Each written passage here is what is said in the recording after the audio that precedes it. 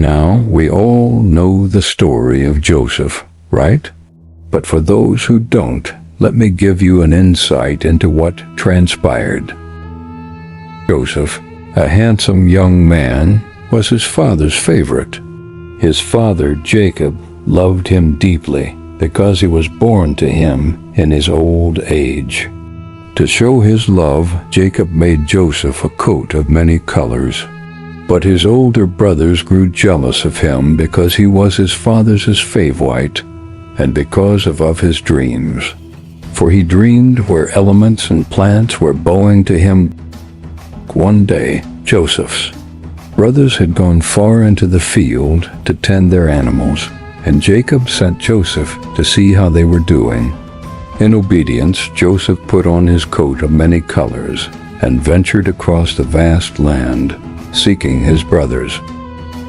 When he finally found them, they saw him coming from afar, for his coat glittered under the sun. Filled with envy, they conspired against him. "Let us kill him," they said. "Let us murder him and tell our father he was killed by a lion." But the eldest brother, Reuben, said, "No, let us not kill him. Instead, let us throw him into a pit and sell him off, so we will not cause our father grief." He said this because he planned to come back later and rescue Joseph. However, before Reuben could act, his brothers had already sold Joseph to a group of slave traders. The slave traders took Joseph to Egypt and sold him to a man named Potiphar. Potiphar saw that God's favor was with Joseph and made him head of his household. Joseph worked faithfully and diligently in Potiphar's house. Then one day, danger loomed. Potiphar's wife noticed that Joseph was very handsome, and she desired him. She grabbed him by his garment and tried to force herself on him, but Joseph fled, leaving his garment behind.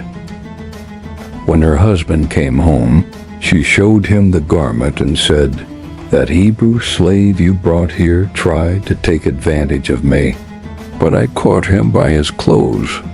Potiphar, enraged, had Joseph thrown into prison. But even in prison, God's favor was with Joseph. He found grace in the eyes of the chief officer of the prison, who trusted him and gave him responsibility. One day, two new prisoners were brought in, Pharaoh's chief baker and his chief cupbearer.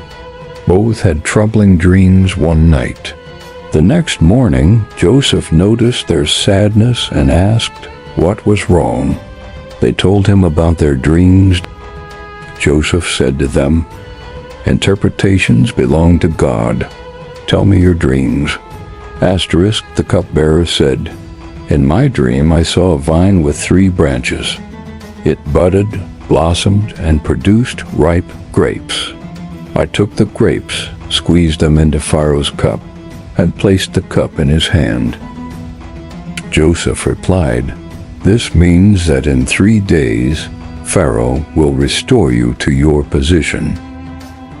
The baker said, "In my dream I had 3 baskets of bread on my head, and the birds were eating from the top basket."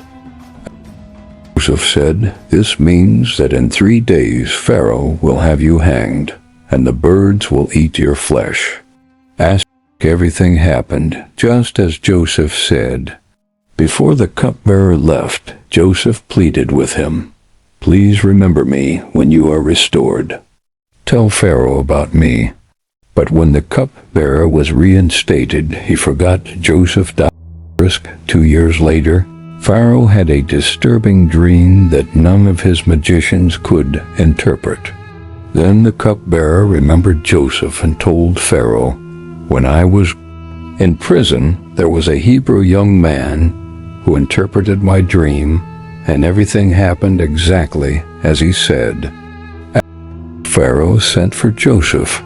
When Joseph was brought before him, Pharaoh said, "I had a dream, and no one can explain it. But I hear you can interpret dreams.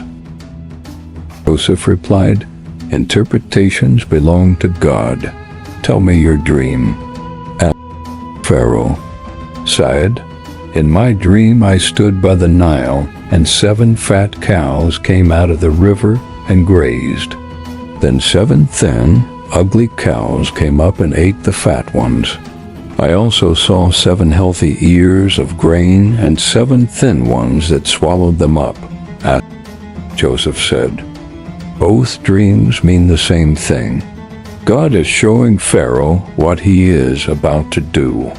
There will be 7 years of great abundance throughout Egypt, followed by 7 years of severe famine that will consume the land.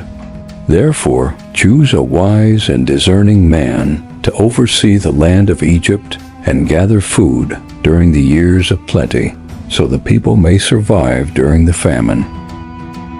Pharaoh and his officials agreed that Joseph's words were wise. Pharaoh said, "Who else could we find like this man, in whom is the Spirit of God?" He gave Joseph his signet ring and placed him in charge of the entire land of Egypt. Pharaoh said, "Only in respect to the throne will I be greater than you." And so Joseph, once sold as a slave, became ruler over Egypt, second only to Pharaoh himself. This is the story of Joseph. If you wish to go deeper into it, I encourage you to open your Bible or even search it up online. There, you'll find the verses and read the full story for yourself. But this, my friend, is just a glimpse.